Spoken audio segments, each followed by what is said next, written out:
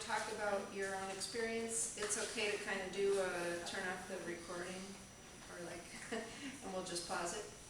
So you don't worry about, because this will be given to LASA to use however they want. So when Anna invited me to come out and speak about time management,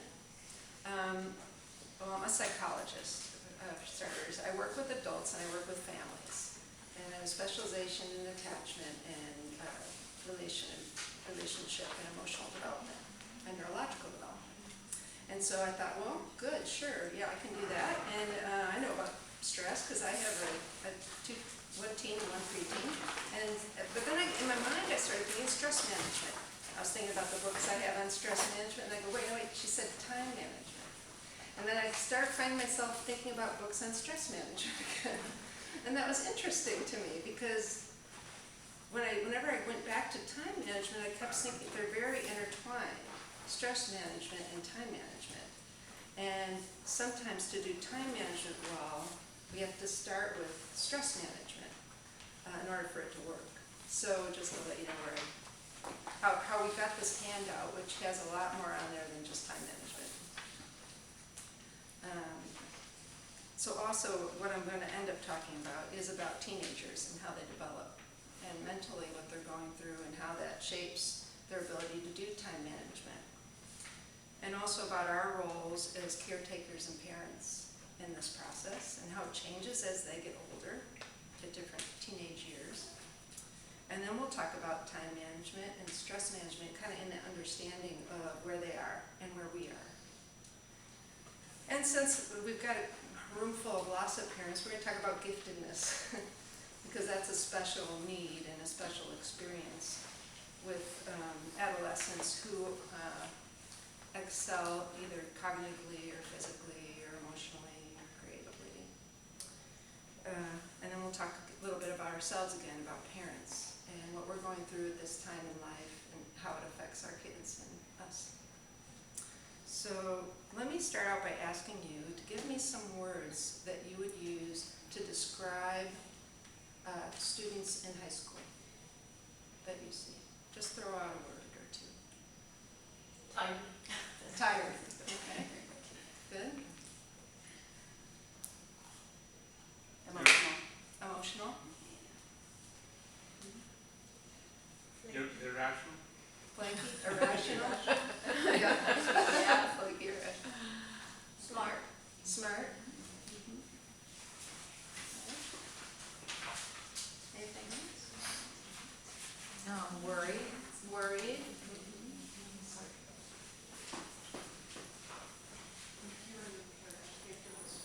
Happy. Happy. Good to have a balance in there. Exploring. Good.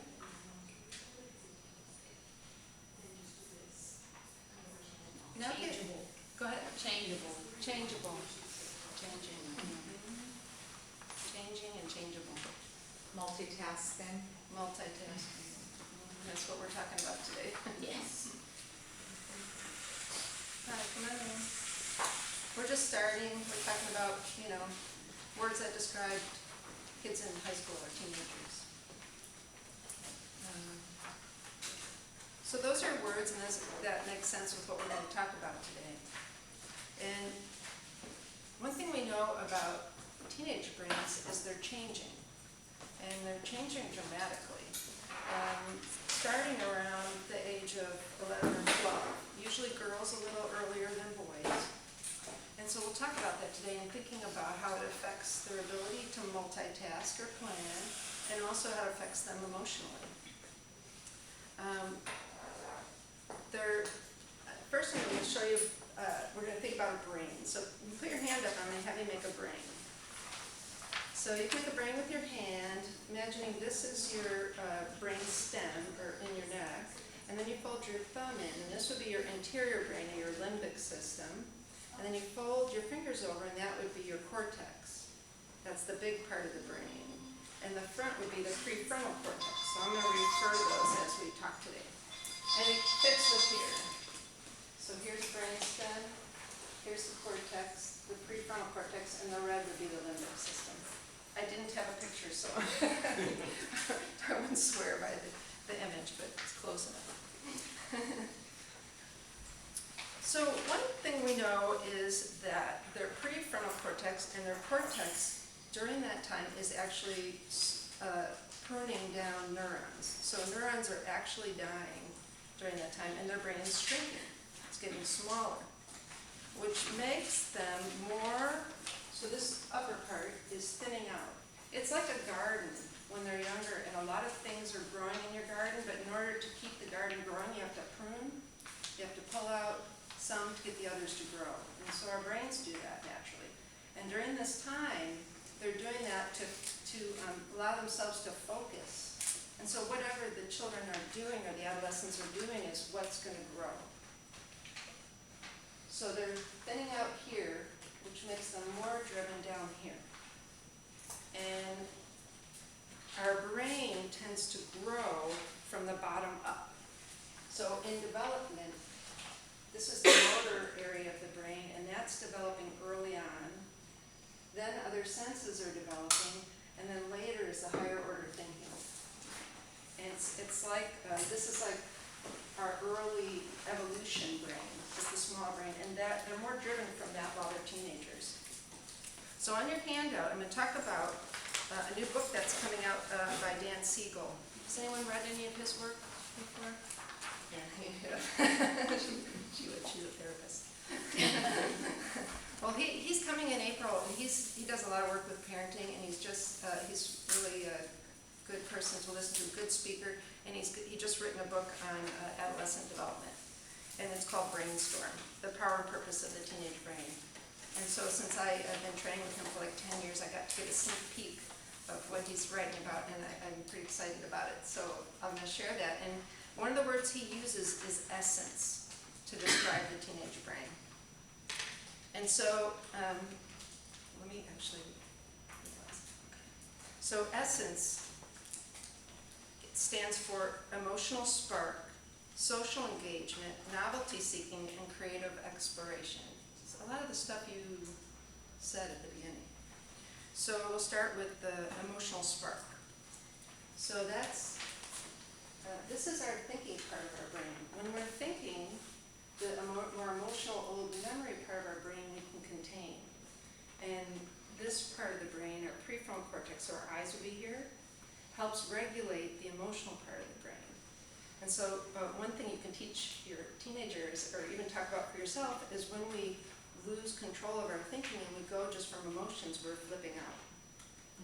And so, when you flip out, you're driven from things that don't consider the big picture. It's not necessarily rational. It's not grounded in your experience over time. It's more what you're feeling in that moment, and you think that's everything. And so to calm down is to bring it back. So this is more common in adolescence because they're under construction in the big part of the brain. What happens when your house is being renovated? Let's say you're Chaos. Chaos. Can you cook in a kitchen that's being renovated? No, but what do we expect the teenagers to be doing? They're juggling 8 classes, they've got clubs, they're trying to negotiate new friendships, emotions, and it's not just hormones, the emotions, it's the brain changing. So it's probably more the brain changing than the hormones, but then you've got that too. So he talks about emotional spark. So they are emotional. So they're amygdala driven. That's down here in the midbrain. And one thing I read that was really interesting is some systems, well, I would find it interesting, but so the dopamine system in their brains are not functioning as well, but they're triggered by reaction to things. So they're reactive. Reaction feels better. It makes their brain work better. So they have an emotional spark. It's just natural. They're not as much thinking. They're more reacting and feeling. They're more driven. So that lower part of the brain, under the cortex. And one thing he says is, just because we're parents or older, doesn't mean we can't have vitality too. And so maybe in building our own vitality, we can give space for their vitality and what they're bringing in. And then the next two letters are social engagement. And across cultures, adolescents are moving, and I'm talking after 12, are moving away from the adults in their lives. They're moving toward each other, hopefully. That's the goal. And the world can be a scary and intimidating place, so there's power in numbers. So they like to group together. You know, do you see that in the teenagers in your life? Are they starting to put peers ahead of you? You feel the shift. It's really important. I pick up my daughter who's 11 at the same place I pick up my son sometimes at 15. He's 15. And so because the buses are close, I sometimes pick him up after I pick her up. Well, all his friends are walking down the street with him. So I come and he said, Mom, could you not pick me up anymore? Could you just let me walk with my friends? And I said, oh, but didn't you talk with him on the bus? He's like, Mom. No, I just want to be with my friends. So this is normal, it's healthy, and it's good. It's what they need. And it's how they get to define who they are also. So they get to know who they are as a person in the context of relationships. So that's a big drive for them at that age. Another thing, and the next two letters, he likes in acronyms, of essence, is novelty seeking. So like I talked about, that dopamine system is reactive. I mean, dopamine we need for our brains to feel good, for us to balance. And so if that's out of whack, we don't feel as good. So, but their system kicks in when they react to things. So they are seeking new things, novelty, exciting things, which can be good and also risky, right? So how do you see that in your teenagers? Them seeking novelty. Just throw out some examples. Interesting things that wouldn't have even crossed their mind at 10 or 12. Okay. So new interests, new ways of thinking, New friends, new people. different friends, yeah, new people in their lives, Wanting to do things away from that, just independence. wanting more space to find their own. So, you know, we can warn them about things. You know, don't drive too fast, don't do drugs, smoking's gonna hurt you, watch with the drinking. We can do all that, but when they're in the moment, they are pro-driven. So they see the pro's big, and the con's really small. In the moment. It's not that they don't hear you or they don't understand it, but in that moment, they're so driven towards the reward of the pro. So that works, you know, against our intent to keep them safe. That doesn't mean we shouldn't do warnings, but it does mean we kind of have to keep an eye on them too, because they're going to go towards more the excitement and the novelty.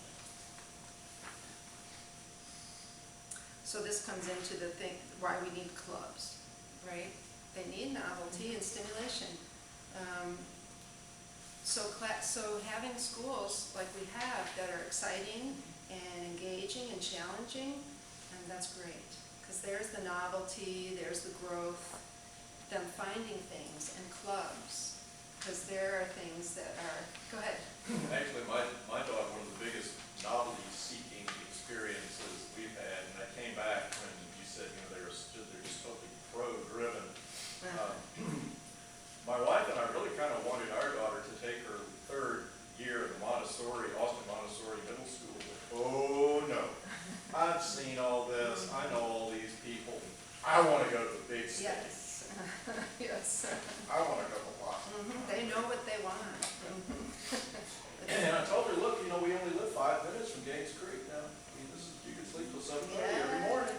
But no. No way. And I said, listen, you know, you always see the good, you don't necessarily see the bad, but. Yeah, you Okay. tried. Yeah, right. I made my best case, I lost, that's all right. Yeah, I mean, that's just a good example. But it's also a good thing, because they're going to create new things, they're going to lead our world forward, and they need to be novel and creative.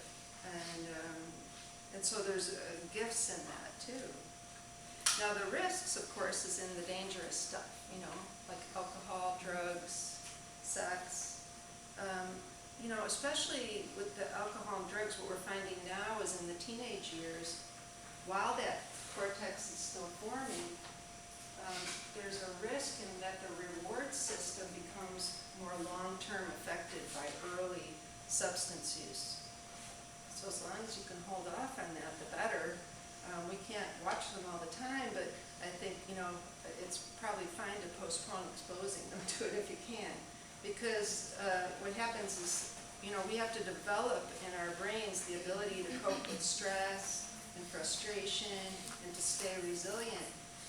And alcohol tends to numb people, as does marijuana, so that they then are using that to cope with the stress. And that can cause problems later in their life when they're having to cope with stress of being adults. So, and again, it's going to be more pro-driven, experimenting. We can't just stop it, but it's important to keep an eye on it because we know more now the risks of starting too early.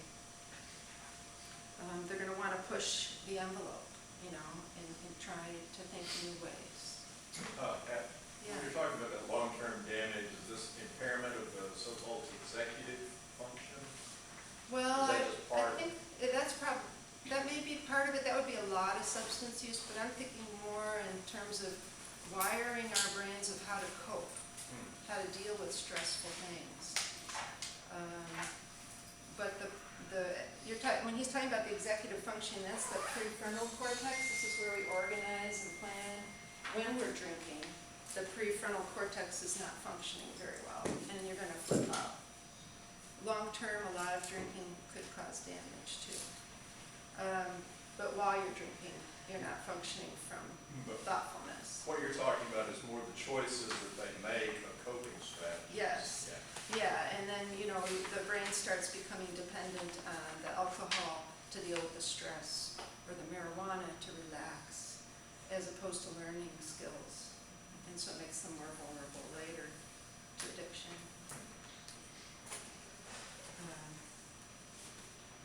So also the next part is creative exploration. So they're also, you know, this is the good thing, is they're creative. And they're going to find innovative ways to do things that we hadn't thought of. They're going to want to find things that we hadn't thought of. They're going to want to do things different than the teachers, different than the parents. You're going to say, let's go right. And they're going to say, no, I'm going left. You know, it's creative and it's their own. And again, we need them to do that. And it sort of sets the stage for who they're going to be as adults. So this is their essence. They're engaged, they're emotional, they're social, and they're creative and seeking new things. So what do we do to deal with that? Give me some ideas. What kind of things, when you think about that, you think would help? Give them opportunities to be creative. Okay, places to get their needs met. I'm going to tie some of these together where you said that as the brain is developing, that's where the neural pathways are going to develop. So Yes. if you have a teenager who is not being creative, who is not having the social interactions, who is not Yes. doing those things, Right. you don't have that development going on. Well, yeah, I mean, that's the risk. Okay. So Yeah. for whatever reason, those things aren't happening. So it's important to pay attention to the mental health and wellness, and I'll talk about that a little Sorry. later, about thinking about wellness. Okay. Yeah, it's important, Okay. because we are laying down paths. Yeah. Sending them to LASA is really one of the things that we can do. I mean, it's such Yeah. a wonderful place for them to do all these growth Yes. and exploration. Mhm. Yeah, innovative, creative, all that stuff. Yeah. And dealing with stress. Yes. Lots of opportunities to deal with Not to stress. mention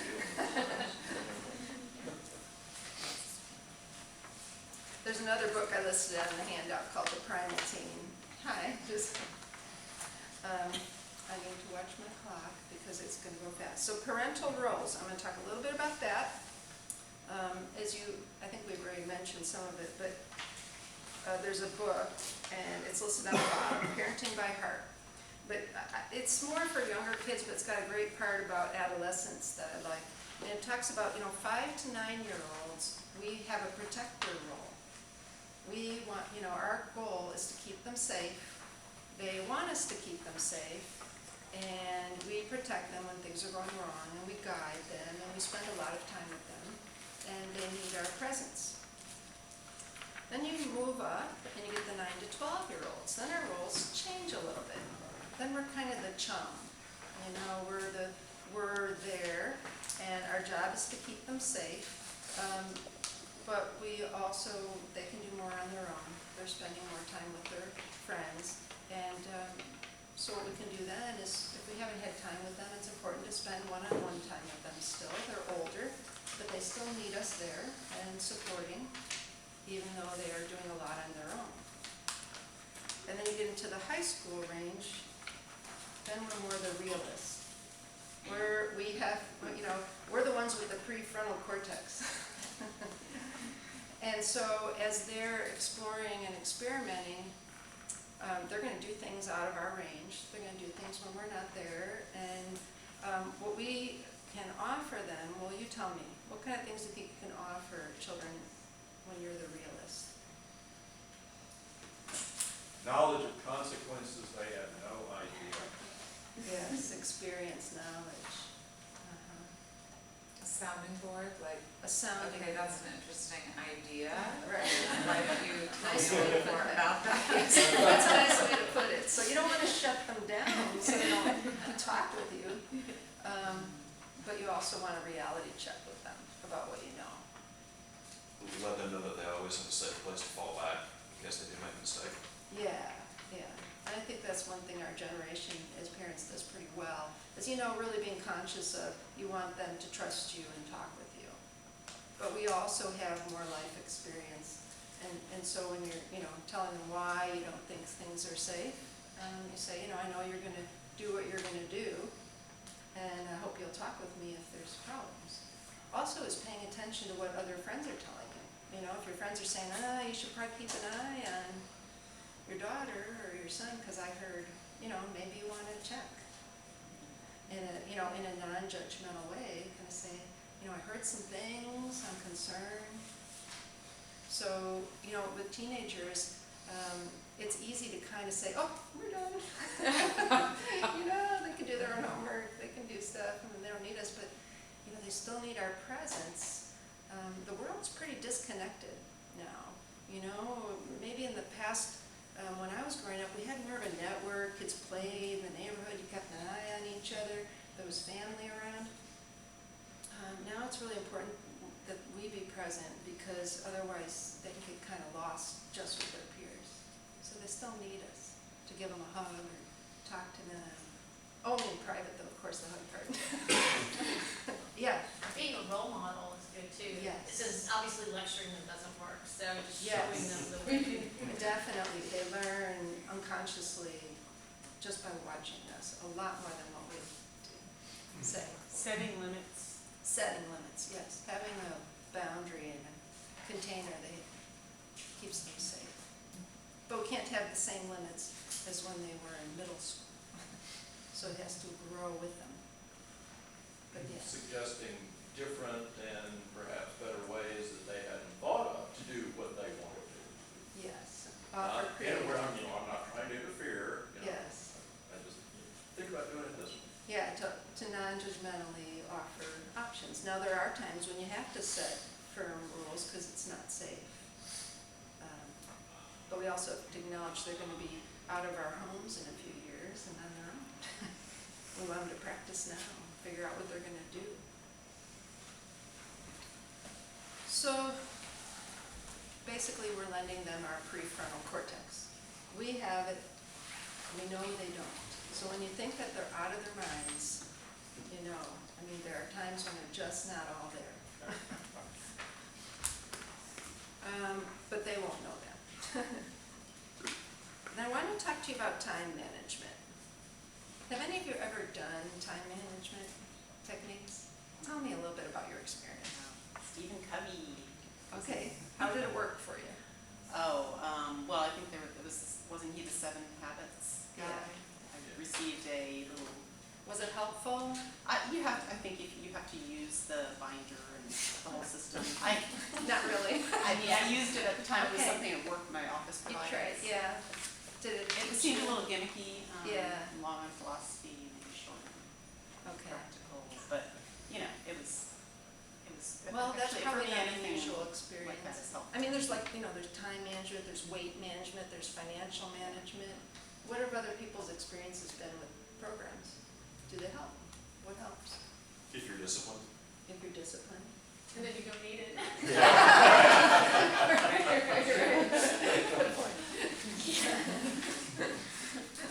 I heard somebody say that it's, it's not really time management, it's attention management.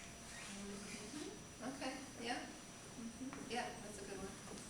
Yeah, has anyone found time management techniques they think work, that help their kids or help them? Yeah. Lists, long lists of Lists. things. Because one Yeah. of the management techniques is to get it out of your head where you're juggling. Yeah. You're juggling it, you're constantly doing ping, I have to go to the store, ping, I have to do this, ping, I have to do. So you're constantly doing that and you're using up your bandwidth, Yeah. reminding yourself of all these things you need to do. If you get it out of your head and you put it down on paper. So mine don't find a page. Okay, and the key to that technique is reviewing the list on a regular basis. And checking it off and going back to your list and adding to it, and going back to your list and adding to it, and going back to your list and adding to it. And there's some really good Yeah. techniques for doing this, but the hardest thing is making that memo. I mean, you could spend half a day just writing down all the things that you know that you need to do. Yes, the plan. That's the hard part. And then The organizing and planning is. there's one management guru that says, go down your list, do anything that takes 3 minutes or less right away, anything else push off and make time for that. And so different people, Yes. I had a problem, I progress 10 things at once. This one goes forward a little, this one goes, and then you have to wait for a phone call back, and then you have to wait for something, and you have to keep pushing them forward and pushing them forward and kind of, Well, it's hard, it's juggling yeah. a lot of things at once. Well, and I think that's when we're working with our teenagers about that, is that they have to find their own creative way to do this. There's a lot of techniques online. I think the best thing about a technique is it might offer us a skill that we don't already know. So one thing I do like, but I wouldn't use all the time, is Pomodoro. And I work with some people who use it in graduate school, and my daughter has recently been playing with it, she kind of likes it. And here's what I like about it, is in order to use it, you have to be organized and planful about what you're going to do. Has anyone heard of it, Pomodoro? Is it an online? time? Yeah, and I've got it written on there if you want to check it out. So you can download a timer onto your phone or your iPod, and or you can buy a little timer. And there's online PDF you can download, or you can buy the book. But basically, what is nice about it is it puts things in chunks. So it's 25-minute work chunks, and then 5 minutes off, and then 25-minute work chunk. And what they do is before the person, your child sits down to work, or your teenager, is they decide how many Pomodoros they think it will take. So I'm going to write this paper, or I'm going to edit this paper, and I'm going to spend 2. Or I'm going to do this homework, I think it's going to take 1. And then they make a plan, and they start the timer. During that 25 minutes, that's all they do. No phone calls, no go and get something to drink. No. And then they get their 5-minute break, you don't bother them. They stop. And then at the end of their 1 or 2 Pomodoros, they see, well, did that work? Was that enough? Oh no, I need 1 more. So they're also learning about how long it takes to do something. So that's kind of a nice technique, and it's also got breaks. So that after they do, I think it's 3 or 4, they get a 20-minute or half-hour break. So it also does things in chunks and has a reward built into it. So that's one thing, but there's a lot online if you want to look into tools. I work with parents of younger kids too, and my experience is with most behavioral things, it works for a little while. And then it kind of fades out. We get bored of it, they got it, they're not interested anymore. So sometimes it takes changing things around and trying new creative things. So this is where we can use their creative minds. Okay, you've got 8 classes, you've got 4 projects the end of this week. What do you think? What can we do? What can you do? How can I help? So you're asking them to creatively think, strategize, and then they're involved too. So it's their project. It's internal. I mean, think about yourselves when you do something. How do you feel when someone tells you what you have to do, when you have to do it, and when it needs to be done? Versus when you have a problem presented to you and you think about how you need to do it and what you're gonna do. How does it feel different? Yeah. I think it's also true that different people need different things. I know with one of my children, I have to just turn off the TV. And it just, it's so distracting, it's just, Yes.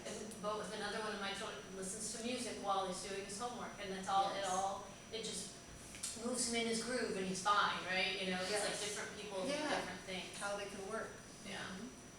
I think that schools have done a pretty good job. I mean, our kids were using agendas in Yes. elementary school, you know, Right. where, and then at Keeling, it was a big deal. You know, you wrote down all your assignments and all that Yes. kind of stuff, and they've continued this behavior on until high school, and they're very good at it.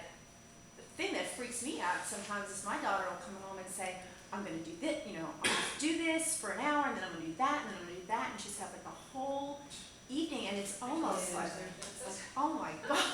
Yes. And they're almost over scheduled. It's like, well, you know, Right. I mean, I don't know if she's as rigid about it as what, I think that's her way of controlling it, is by verbalizing that she's gonna do all this stuff. But when they're so busy and they don't, let's say they have a football game on a Thursday night and they don't get home until Yeah. 10 or 11, you can have good time management, but you're managing time from 11 until 1 or 2 in the morning, and that's And they need sleep. the problem, you know, and it's really nothing that they've done, wrong. It's just that they've been Yes. busy. So it's also learning for them how to balance, so they don't overextend themselves. And what can they let slide and what can they not? Uh-huh. And what can they also do beforehand? You know, Plan ahead. I was talking to my daughter about some of her assignments, and okay, I finished my Right. homework. Well, you finished the homework that you have to do for tomorrow, but what about these other things in world geography that you've been telling me about? And I said, don't let yourself be deadline driven that way. And I don't know about your kids, but you can see if they're open to it, if they want it. Again, we've got organizational skills they don't have online yet. How old do you think you are when this is fully developed? Take a guess. 25. 24, 25. 30. 30. So, that's why we make a huge leap when people go into their 30s. And 20-year-olds are still young. And that's changed over 100 years. We're slower at developing. They used to be dead by 30. I mean, So that's why we don't never trust anyone under 30. Well, that's why there's so many incidents in college, all the hazing Yes. things that go on. I mean, they're just not fully They're thinking. not fully thinking, but it's, it's worse in high school, but they're still developing through college. And so, you're bringing about balance, they need sleep. But another thing that's going on is their melatonin release is happening later than ours, and later than our younger siblings. So the melatonin's what goes on in our blood to help us fall asleep, like if you're traveling overseas, you can take melatonin pills to help you sleep. Well, it's natural in our bodies, but theirs more, where ours is probably happening around 9, theirs is more happening at 10. So they're not getting sleepy as early as we do, or their younger siblings. And that's just nature, which is challenging. So some of their challenge is learning how to balance these things. And so I'm going to talk a little bit about stress management. As you know, they need balance, but they don't always choose that because they've got challenging classes and high expectations, and they're gifted and they're excited about what they're doing and performing. But we can still teach them about balance, taking them out to a movie, or asking them when they're going to get together with friends, or helping them plan a gathering or a game, or encouraging them to go to a club even though they've got homework. Yeah, well, it's okay. And teaching them to relax on that, because that's gonna be a long-term skill. You know, who doesn't have a problem with juggling? Any of you got it down? You know? We wouldn't be here. Yeah, right. You know, work, home, kids, partners, I think family. that's important, that they learn that it's not the end of the world if they don't finish an assignment once in a while. You know, we've gotten to the point sometimes where it's just not gonna happen, and Yes. what's the point of getting hysterical about it and everything? And it's like, you know what? Yeah. But for them, it's hard for them to see that perspective. They really High do think it's gonna be a expectations. disaster, you know, if they don't. Yeah. Well, and I'm gonna get back to that, because that's a giftedness issue too. Gifted kids tend to have very high expectations. And the good news when I read this is it's not our fault. I was really glad to read that. It's like, I didn't teach you to think that if you didn't get 100, it wasn't okay. Where's this coming from? So they have high expectations because they're excited and driven, and they can handle a lot, and they're intense. But we'll get back to that in a minute. Let's think about stress management. What do you do to manage your own stress? Go for a walk. Go for a walk. So yeah, that's a great one. What else? Talk to friends. Get together with friends. Yeah. Work out, go to the gym, Go to the gym, exercise. hard. Healthy. It's important when they're developing. What else? Do something to take you totally away from it, like read a book or watch a movie, something Read a book, that watch a puts you movie. in a different. And of course, there's healthier things and less healthy things that we do to relieve stress. Eat a bunch of chocolate. You bag of chips. And I'm surprised how often I'll work with parents and they'll tell me how, you know, I want my kid to go to bed on time, I want them not to drink, I want them not to eat too much, and they go, what are you doing? Well, I'm hoping they don't know. Well, they're perceptive, you know, they know what we're doing well and what we're not doing well. So there's balance, and again, wellness sleep is super important because, and you can read this, it seems like every week something's coming out in the paper with what the brain's doing while we're sleeping. It's dealing with stress, it's reorganizing, it's cleansing itself, and it's helping them learn. So I can tell my kids that too, you know, they want to get good grades, well, you better sleep. Gotta sleep. Okay, you can study before you go to sleep because then your brain's going to be digesting it while you sleep. You're going to do better if you sleep. And it just, you know, we feel better when we sleep. And you know, they need the good 8-9 hours, maybe more. And you start growing, you grow when you sleep. You grow when you sleep, that's right. Yeah, the growth hormones are happening while we sleep, and you don't grow as well if you're not sleeping. Also, some of the hormones that regulate appetite are rebalanced. Yeah, So yes. if your child might have some kind of, body issue or something like that, eating. Yes. Yeah. Sleep is actually. Fatigue Is will- a key, well, I mean, just, getting the, leptin ghrelin balance, Yes. get that restored. Sleeping is actually an important element of weight control. Yeah, I think, you know, like I said, there's new stuff coming out all of a sudden, how important our sleep is. And so helping them remember that that's important for their wellness. And I have a thing I work with I work a lot with adults, and so, but this fits for any age.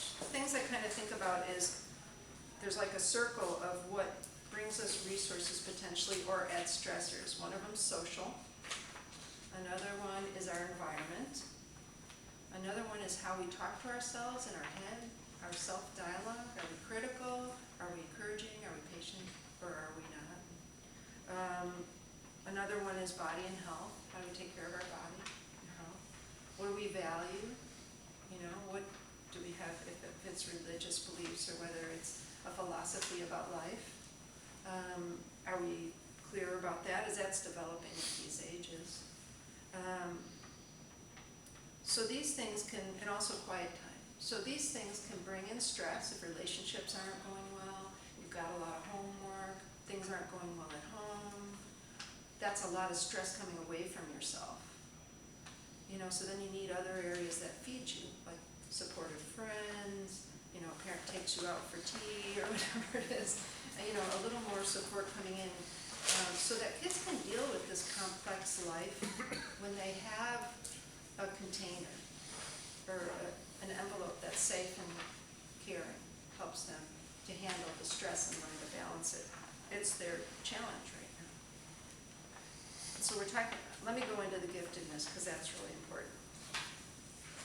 I've got some book referrals on there too. So there's one about teens and anxiety, and then there's also one for adults that teens might like. Anxiety and Phobia Workbook's a really good book just about taking care of yourself and different kinds of anxiety problems. But let's talk about giftedness, because giftedness goes with intensity and it also goes with perfectionism. So how do you see that in your kids who are in these magnet programs? Do you see intensity? They're too emotional, they talk too much, they do too much, they worry too much, too. They have some strong opinions. Strong opinions, yes. So they're intense, they're driven. They can be physically too, or their senses could be more sensitive. So they feel things more intensely than others might. Also, they're hungry for activity, hungry for information, but also that's where the perfectionism can come in. They have high expectations because they feel the drive from inside. So our job's really to help them learn to hold that. For some kids, you know, it affects socially too. Thank God for Lessa. You know, so they've got peers who get it, who care about learning or are interested in events also. That gives them a support group. But, you know, some kids just can feel different. Have to figure out how to balance the friendships and who they want to connect with. So they're overexcitable in different ways, emotionally or physically. What do you notice at home? Things are kind of dramatic, Yeah. you know, like the stories seem real, totally real, but the response seems a little extreme. Yeah, intense. There's a stubbornness and and this may be particular with Lhasa kids or healing kids, there's a self-assurance and assurance that I am right. Yes. Yeah, so they're strong-willed and they're I'm sure they're and they're sure of confident. it, Dan. They're confident, but also super hard on themselves. So like if they blow Yeah. something, it's like this devastating Yeah. thing, like they've screwed up. And, So they're gifted and they're also impaired in balance. you know, Yeah, I wanted to talk about perfectionism and kind of yeah. helping them understand that perfectionism is not a good thing. And that it's okay to kind of get it just enough and, you know, to have a balance and not have a perfection in one area when everything else falls apart. So that sort of balance in Right, the level of performance. yes. So I think, you know, how do you do that? How do you tell them it's okay? Well, one problem I think with kids is they're so metric driven, you know, like this sort of like, Grades. I got, you know, how are you doing in this class? Oh, I got a 98 on whatever. I was like, well, you can get a 98 and still not really learn it, you know? They know how to do that, and that's what kind of worries me sometimes, is I feel like they're so focused on figuring out how to actually maximize those metrics, Yeah. and are they really, really learning it and Right. getting it? Well, let me read something from you around that, because there's a book, Mindset by Carol Dweck. Has anyone heard that? Have you read it? Have you read it, Keelan? Okay. Is it on the paper? Yeah, it's under, Mindset. I'm gonna talk about John McEnroe. Does anyone know his story? The tennis player? So anyways, yeah, so mindsets. The fixed mindset is what you're describing, which is we think intelligence and talent is what you need, and you have them, they're fixed, and you measure them, and you perform with them, and then you're gonna be okay. But that's not really true success. But when we look at people who are really successful, they have more of a growth mindset. So it's important to know, have brains and talent, great, but that's just a starting point. So then it's how do you help them learn who they are, to learn things for their own sake, to love the learning process, and to find out, do they like science or do they like literature? You know, are they more interested in social studies or math? Who are they? And so the resilience and the dealing with the stress is part of the growth. So this process you're going through with your teenagers is going to help them through life, and it is really hard right now. And your voice and your love can help them balance that over time, because they're not going to be perfect. That's not going to happen. So I'm going to tell you a little bit about, you know, I think that this would not be true in this room from what I'm hearing, but you know, parents will often press kids, and kids press kids, so that they feel that to be successful, they have to be a certain way, get certain grades. Even if we don't say it, they may feel it. John McEnroe said he remembered telling his, do you know who John McEnroe is, the tennis player? Everybody old enough to know that? Bad boy. Well, you know, he remembers telling his dad he didn't like tennis. He wasn't enjoying playing tennis. He said, I'd say, do you have to come to every match? Do you have to come to this practice? Can't you just take one off? He wasn't enjoying the game. So he enjoyed the success of the money and the adulation, but he said he doesn't think he ever liked tennis. He said he saw other people in sports who really loved it, but he never felt that way, which is sad. I heard he wanted to be a rock star. Oh, yeah. And then,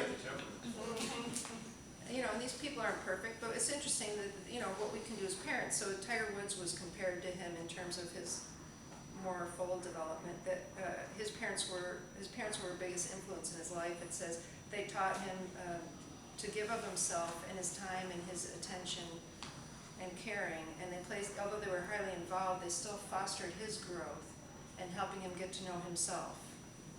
And so Carol Dweck concludes that, and you all are already saying this, but just I like the quotes she gave. A successful student who's one whose primary goal is to expand their knowledge and their way of thinking and investigating the world. They don't seek grades as an end in themselves, but as a mean to growth. The ideal student values knowledge for its own sake and for what it would mean and how they can give back in the future. So it's more of a heart-driven, not just a brain or intelligence score-driven. So Not as much goal or accomplishment. it's really, you know, paying attention to the whole person and letting them find what they want to do with their skills or their strengths. And this is where taking care of ourselves is really important. Because, you know, your parents have gifted children, you're probably also gifted, or some of us are in here, and so giftedness and aging, you know, as we get older, that doesn't stop you from being intense. Anyone notice that? You're still intense, right? So how do we use our intensity on ourselves, not on them? You know, so it's a time, you know, I just turned 53 this week, so I can say, you know, that as I'm aging, it's a time in my life when I'm reflecting on what I've done, reflecting on where I am, who I am, what I want in this as my life is changing. And that's a normal process for us. And one thing teenagers do is they look to us and they don't like it if we're not taking care of our own business. They don't respect it, and it disturbs them. So I think it's really important if we want to be good role models that we're taking care of our own home base. And that can mean, you know, take care of your own stress. It might mean making changes. It might mean using your intensity in ways you feel good about. It might mean grieving things that didn't happen that you wished had. But it's important we do that so we don't push them to live for us or put our expectations on what their future will look like or what we think will be successful.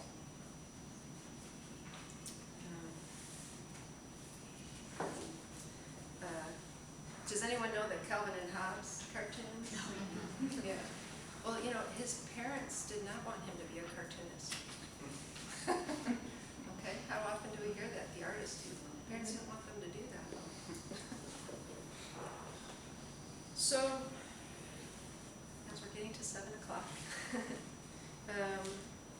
what we can do is get ourselves on track, deal with our own aging and giftedness issues in our lives, as we offer them non-judgmental support, an ear, a place to learn, mostly our love and our caring, and our patience as they're borrowing from here, from us, as they develop their own safety. So I'm going to end with a quote here from Parenting by Heart. The truth is that from the day we are born until the day we die, we need to feel held and contained somewhere. We can let go and become independent only when we feel sufficiently connected with other people. And I had a mentor also say that, you know, these kids who are doing all this stuff, and sometimes they're doing too much, but that's what they're swimming in right now. And what we can do is be standing there and making sure they don't sink. And we can be helping them by saying, here's what you might try, and be a support for them as they struggle through it so they don't feel alone. And sometimes it is saying, just get out the door and ride your bike.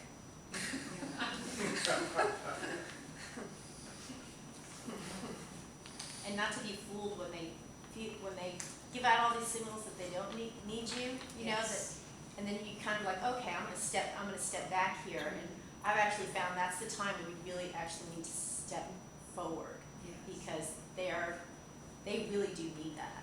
Yes. And if they're, you know, another thing is to watch. If you haven't had any one-on-one time with them, or you haven't done anything fun and it's all about homework, well, that makes it hard for them to connect. So I think sometimes it's like taking them out, get ice cream, or just hang out and have lunch, or pancakes, or whatever. What else do you do to connect with your teenager? What are some examples? I get her to go to the gym with me as often as I can. Okay, yeah, get them to exercise with you. Watch Sure. movies. Watch movies together, yeah. We do projects in the garage occasionally. Oh, that's nice, yeah, so building things. I'll read some of the books she's reading. Oh, yeah, so you can share the experience, they like that. Just eating meals together. Eating meals together, yes. Preparing meals. Yeah. Yes, that's right. Cleaning dishes together. Yeah, that's really not so funny. Well, but I found out that when they're assigned the dishes and then we pitch in to help, Oh, yeah, that's it good. really changes their attitude about the dishes. I've noticed that too. Yeah. Having pets to bond over really helps in our house. What's that? Having pets. Oh, Pets. pets, yeah. Like interact through the pets. That's right, yeah, that can be really joyful.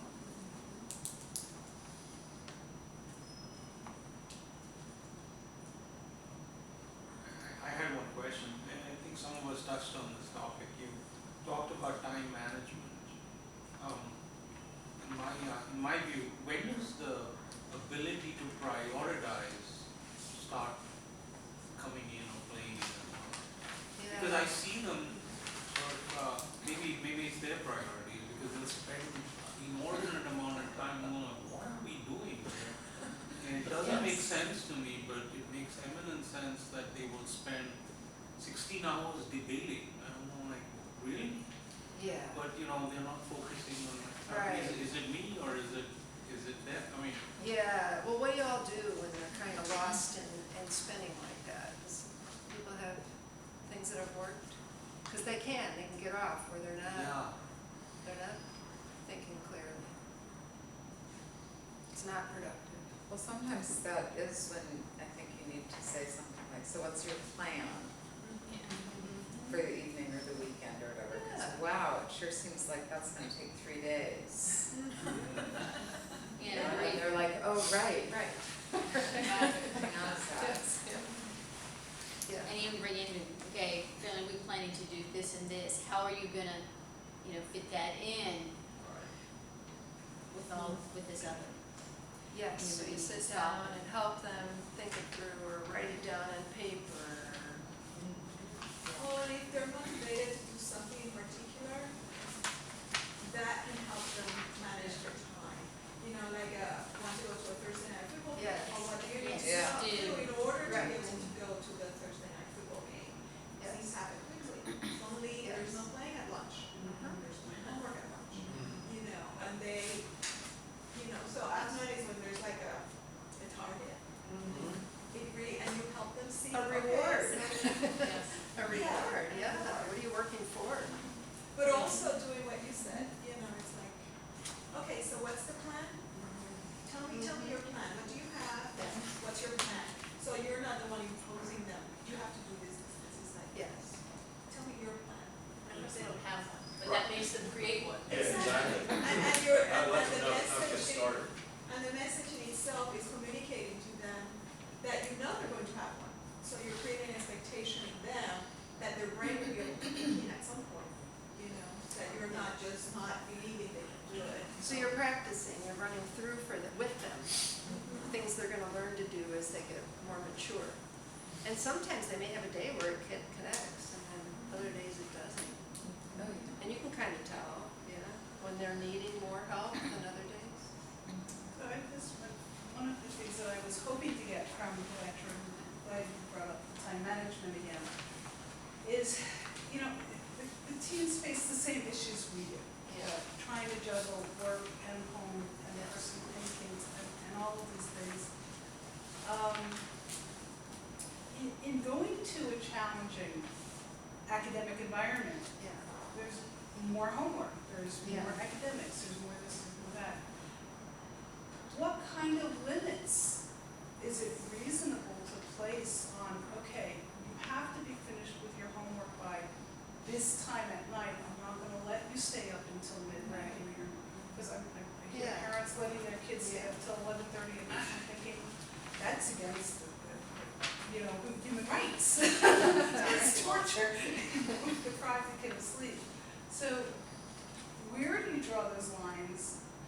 You know, what And kind how- of and when do you grades, draw the we're lines? balancing the grades that are necessary for college and to go on Yes. as children in college versus their social life and their social development and You know, I all of think those things that really are very important for success in life. I think about it a little bit like, I can go back to what you do with a baby, okay? With a baby, if it's upset and disorganized, there's different levels of intervention, right? You can go in, pick up that baby, start bouncing it and do it all for them, and then they're fine. Or maybe they just need you to sing, or maybe they can do it themselves, or maybe they just need you to touch them a little while they're laying down. Or, you know, you're feeling how much they need from you. And with teenagers too, sometimes they can do this themselves, and other times you can tell they're not doing it. And they need more from us because we have that executive functioning. So we can help them plan, we can help them organize, we can help them try it out, and then take a break and reevaluate. And check in with them, how's this working? What do you think we should do next time? You know, kids are gonna sometimes stay up late, depends on the age, right? What do you think they can tolerate, how tired they are. So I think once in a while, they stay up till 1. That's one thing. If they're doing it all the time, that's completely another thing. And it depends on the age. I would not have my 11-year-old do it. My 15-year-old can handle it once in a while. It depends on how often, it depends on Like I what. said, I'm referring to things where you're scheduling them for things like sports and Yes. other activities. And where's that balance? Okay, so Where- yeah, so in high school, they should be limited. I mean, there's academics, and then there are